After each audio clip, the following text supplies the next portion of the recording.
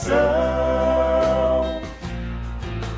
Ó Deus, vem me guiar, só cantar a melodia composta sobre a sua harmonia. Prostrado aos teus pés, entrego o que sou e o que posso ser, a luz do seu querer. Nós erguemos a voz, Pai, e suplicamos a santa unção. Nossa vida a te consagramos como oferta de adoração. Senhor, estou aqui com o coração aberto. Quero apenas ser teu instrumento.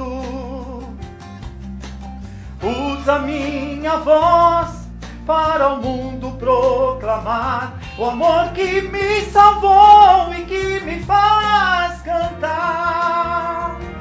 Jesus viveu aqui, ajoelhado em oração, para desfrutar da paz da comunhão,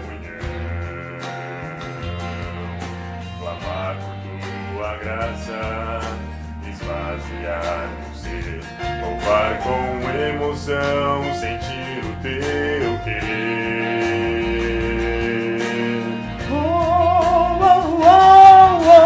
Nós erguemos a voz, Pai, e suplicamos a santa unção. Nossa vida a te consagramos como oferta de adoração. Estamos de volta com o programa Família, recebendo hoje a presença do Dr. Anselmo Pérez. Dr. Anselmo, ele é psicólogo, especialista em dependência química. Ele também trabalha com os codependentes, terapia familiar, casais e grupos.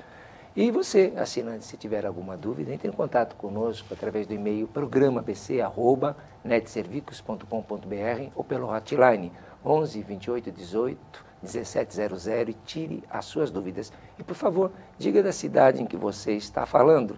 Nosso bate-papo está muito, muito bom. E a gente vai continuar questionando o Dr. Anselmo. Tem mais coisas interessantes para se falar. Vamos lá. Quando você percebe, que você vê que realmente é necessário uma internação? Quando que você fala assim para a família, esse seu caso é um caso para internação? Eu digo que a parte que fica mais clara é quando existe a perda do controle do uso. Essa é a característica de que essa pessoa é um dependente químico. É quando aquela pessoa não consegue mais controlar o próprio uso. Quando ele diz para ele mesmo, eu vou ali na padaria tomar uma e já volto. E aí 2 dias depois aparece, né? Então, a perda do controle do uso é um momento que realmente precisa ser internado, né? Aí não tem mais o que fazer. Então, essa pessoa não está conseguindo mais controlar. Então, a família, muitas vezes, tem que tomar uma decisão. Muitas vezes, essa decisão não pode ficar esperando que o dependente químico decida. Porque se deixar para o dependente químico, provavelmente ele vai usar até a morte, né? Então, a família tem que estar atenta por isso. Porque chega um momento... Porque, assim, o uso, na realidade, como está na nossa cultura, é muito difícil, né? Então, todo mundo começa pelo uso social, né? Segundo pesquisas aí, a maioria das pessoas começam a fazer o uso do químico dentro de casa mesmo, né? E geralmente pelo álcool, né? Que é uma droga lícita e que se compra em qualquer esquina, em qualquer mercadinho, né? E com agravante, que no Brasil não tem uma fiscalização realmente ferrenha que leve isso a cabo, porque qualquer criança entra num supermercado e compra qualquer garrafa de bebida. Verdade. Não é? Então, por estar na cultura, e muitas vezes, no caso do álcool, você ainda é incentivado a fazer o uso, né? Então, a dificuldade maior é isso. E a pessoa começa com o uso social, vamos assim dizer. Todo mundo na vida, você tem lá seus sonhos, você tem suas metas, seus ideais. Então, geralmente, o jovem, quando começa, que ele faz o uso do álcool, por exemplo, ele tem aquelas metas. Eu quero conviver com a minha família, quero me formar, quero estudar, quero comprar minha casa. Essas são as prioridades. E, numa forma secundária, o lazer. De vez em quando vai fazer o uso e tal, para se divertir, um churrasco, um futebol, aquilo que está tão entranhado na nossa cultura. Mas, à medida que a coisa vem num crescente, isso vai havendo uma inversão. Aquilo que era secundário, que era o uso, passa a se tornar prioritário. E aquilo que era prioritário, que era a família, que era o trabalho, que eram os estudos, vai ficando para segundo plano. Esse é um momento que se tem que tomar uma atitude. Mas a família, por ela estar emocionalmente bem neurótica, bem desapercebida do que você está falando, que para a gente é claro, a gente vê isso. Sem dúvida. Mas eles não veem. Conseguem, E aí você diz o que você acabou de falar para a família. Eu vejo que é um caso de internação. Isso. Aí um olha para a carinha do outro, principalmente o dependente. Não, mas eu não falei que eu vinha me internar, eu só vim para passar por uma consulta. E a família endossa ainda. E aí, no caso, você já percebe isso. Sim. E aí, como é que você não pode perder a família? Quer dizer, não deveríamos perder. Como é que você agiria nesse caso? Aquele que nós até falamos um pouquinho no início. Lembra-se que eu falei que muitas vezes você tem que começar o tratamento pela família. Sem dúvida. Né? Porque nesse caso, quando a família não tem essa ascensão sobre o dependente, que muitas vezes a família tem medo da reação. Normalmente. Ele não vai me perdoar, ele vai... Então, Isso. calma. Então, assim, você tem que preparar minimamente essas pessoas para elas entenderem que o ato de internação é um ato de amor. Que aquilo é a única possibilidade que aquela pessoa tem de conseguir superar. Né? Porque se continuar daquela forma, com certeza, nós sabemos que o final da dependência química é terrível. Ou você vai ser levado para uma demência, ou você vai levado para uma morte prematura. Ou para uma cadeia. Ou para uma cadeia. Né? Então, nós sabemos do grau, da complexidade e a família precisa entender isso. Então, com muito carinho, com muito cuidado, nós temos que, de alguma forma, começar a trazer informação e fazer um trabalho de capacitação com essa família.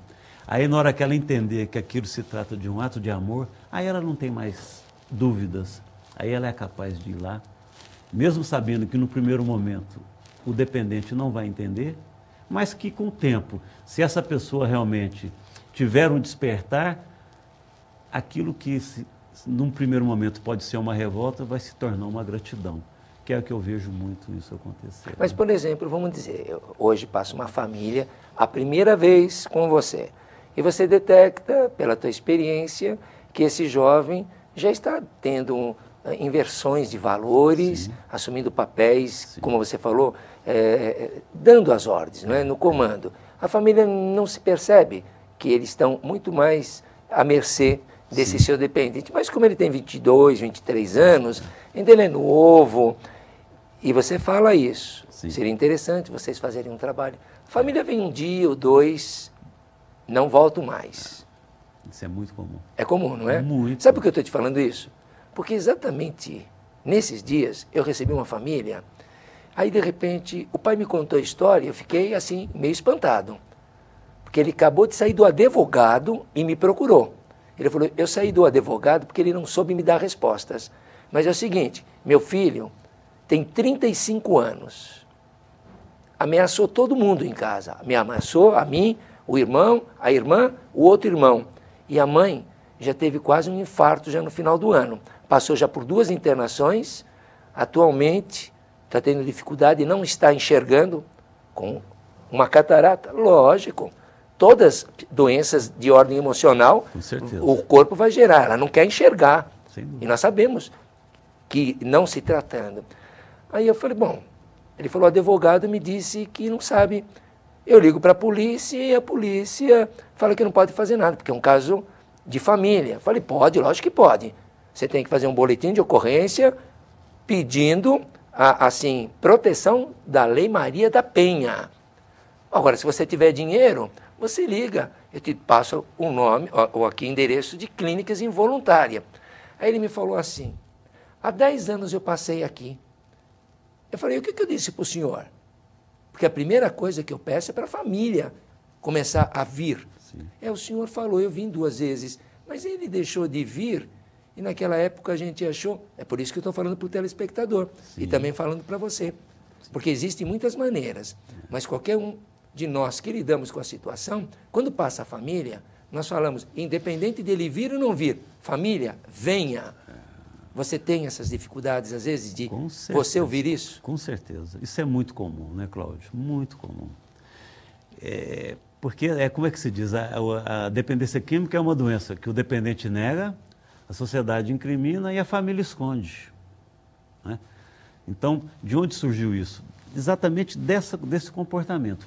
Por não conhecer a complexidade que envolve essa dinâmica, né? Porque o que acontece? Inconscientemente, a codependência, uma doença alimenta a outra. Então, o que tem que trabalhar é exatamente essa mudança, essa postura comportamental da família perante da família. Isso. Porque é o que você falou.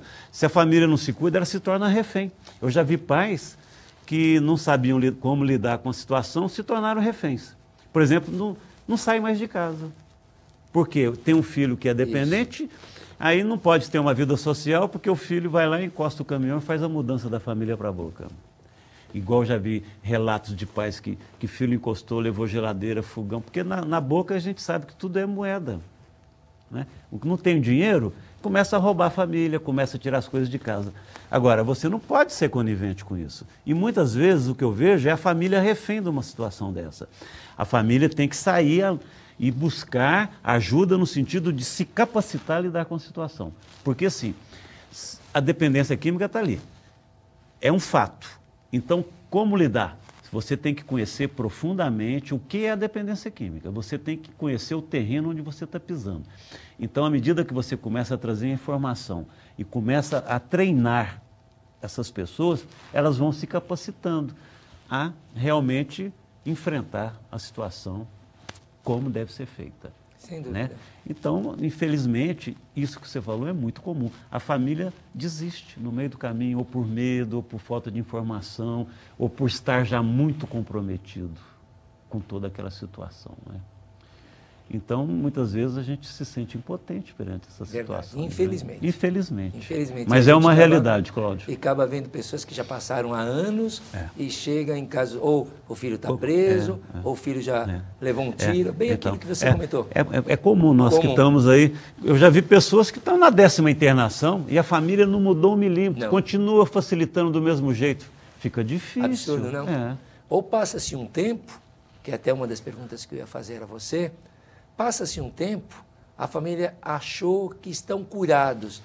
Fala um pouco sobre essa pseudocura que a família se leva tão a sério, aliás, mais sério do que o próprio dependente. Sem dúvida.